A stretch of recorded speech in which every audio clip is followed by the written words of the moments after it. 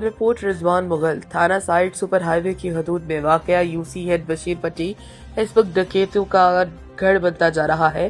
गुज़िश्ता रात भी शहरियों को सरेआम सड़क पर रोककर लूटमार की गई और ये सिलसिला मुसलसल जारी है। अफसोस की बात यह है कि कोई भी कानून नाफिज करने वाला इदारा इस सूरत हाल पर तवज्जो देता नजर नहीं आ रहा। इलाका वकीलों के मुताबिक आए रोज रात के वक्त इन्हें रोककर इनके मोबाइल फोन गाड़ियां छीन ली जाती हैं, जबकि पुलिस और दीगर इदारे खामोश तमाशाई बने हुए हैं।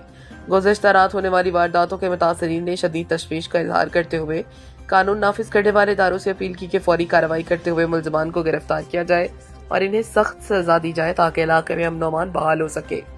यहाँ पे कोई नफरी नहीं है। मैं यहाँ पे लोगों से पूछना चाहूंगा जिन लोगों के साथ आज वारदात हुई है वो क्या मैसेज देंगे। जी भाई।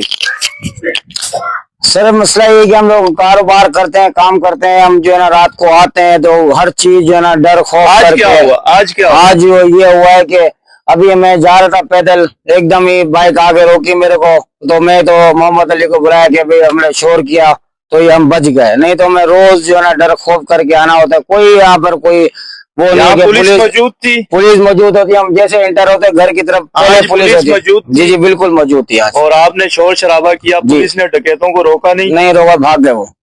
जी ये देख सकते हैं आप, पुलिस भी मौजूद थी और ये यहाँ पे और भी मोहल्ले वाले कुछ भाई मेरे साथ मौजूद है, इनसे पूछेंगे। जी भाई।